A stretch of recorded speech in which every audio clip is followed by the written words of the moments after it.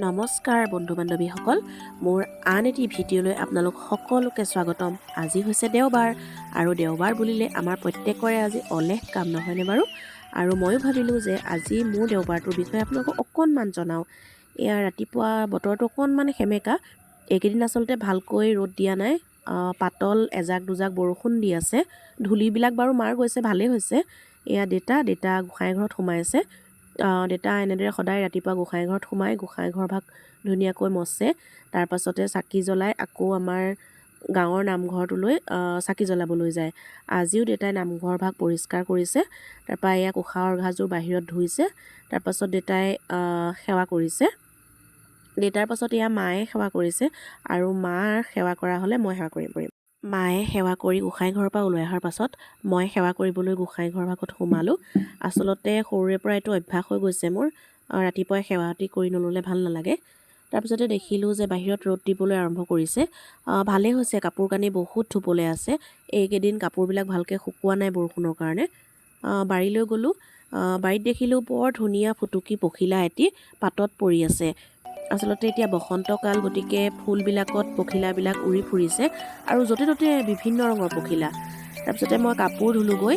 আমাৰ সেই বাৰীৰ কাষতে ফিছাৰী এটা আছে, তাৰ পাৰতে ধুনীয়াকৈ কাপোৰ ধুব পাৰি। আৰু আজিও মই তাতে গৈ পেলাই কাপোৰখিনি ধুলোঁগৈ। আচলতে ফিছাৰীত কাপোৰ ধোৱাৰ সেই মাদকতাই সুকীয়া। এইটো আমাৰ ফিছাৰীটো, এইখন দলং দেউতায়ে সজা। ইয়াৰ পাৰতে কাপোৰখিনি ধুনীয়াকৈ ধুই ল'লোঁ। তাৰপাছত জেওৰা আৰু দাৰত মেলি দিলোঁ।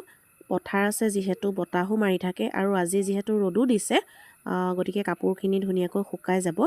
মোৰ ঘৰ মচিবলৈ আছিলে, মই প্ৰথমে পাকঘৰটো মচি ল'লোঁ, আৰু এয়া মচোঁতে মই গোবৰ অলপ বেছিকৈ দি দিছোঁ। অকণমান ক'লা ক'লা নিচিনা লাগিছে, সেইকাৰণে মানে গোবৰ নিদিলে উপায় নাই, ইমান ধূলি হৈছে নহয়। বাহিৰৰ মানে চোতালতো ধূলি আৰু ভিতৰতো ধূলি, সেইকাৰণে গোবৰ দি মচিছোঁ। গোবৰ দি মচিলে আচলতে অকণমান বেছি নিমজ হৈ পৰে, আৰু যেতিয়া মজিয়াখন শুকাই যায় তেতিয়া মানে খুব ফৰকাল লাগে, খুব ধুনীয়া হৈ পৰে। মজিয়াখন অনবৰতে মচি থকা হয়, কিন্তু ধূলিৰ উৎপাতত মানে গোবৰ বেছিকৈ দিলোঁ আজি। তাৰপাছত মোৰ কপৌ ফুলজোপাৰ যতন ল'বলৈ আছিলে আজি। কপৌ ফুলজোপাৰ যতন লৈ থকাই হয়, কিন্তু বিহু যিহেতু পালেহি, গতিকে কপৌ ফুলটো ফুলিবই লাগিব। অকণমানকৈ ফুলবিলাক ওলোৱা দেখিছোঁ, কেইপাহমান দেখিছোঁ সৰু সৰু হৈ আছে। গতিকে মই ভাবিলোঁ আজি অলপ মাটি আৰু গোবৰ দি পেলাই আকৌ ধুনীয়াকৈ লেপি দিওঁ। ধুনীয়াকৈ শিপাবিলাকত খাজ খুৱাই পেলাই এয়া মই মচি দিছোঁ। গছজোপাত ধুনীয়াকৈ খাজ খাই পৰিছে। পাতলকৈ দুই এজাক বৰষুণ এইকেইদিনত দি থকাৰ বাবে বাৰু কপৌ ফুলজোপাই বৰ এটা কষ্ট পোৱা নাই, আৰু ময়ো পানী দুনি দি থাকোঁ। তাৰপৰা অকণমান মচিবলৈ থাকি গৈছিলে, এইখিনিও একেহাতে মচি ল'লোঁ। তাৰপিছতে মচি শেষ হোৱাৰ পাছত মই গোবৰৰ হাত ধুবলৈ গ'লোঁ, গাটো ধুই আহিলোঁ। আৰু আজি আপোনালোকক দেখুৱাবলগীয়া আটাইতকৈ লোভনীয় বস্তুটো হৈছে এই বগৰী ডলাকেইখন।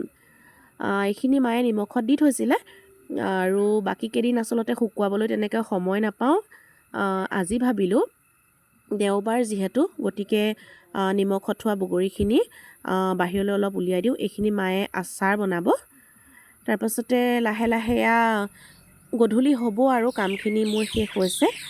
আৰু এয়া চাওক, বসন্তৰ পৰশ লাগি চৌপাশে একেবাৰে সেউজীয়া কুঁহি পাতবিলাক ওলাইছে, ইমান ধুনীয়া লাগিছে। আৰু এটা বস্তু দেখুৱাবলৈ থাকিয়ে গৈছিলে, এই কঁঠালৰ মুচি।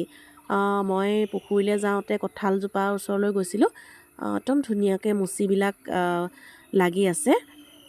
বহাগত যেতিয়া মুচিবিলাক অলপমান ডাঙৰ হ'ব তেতিয়া আৰু খোৱা হ'ব।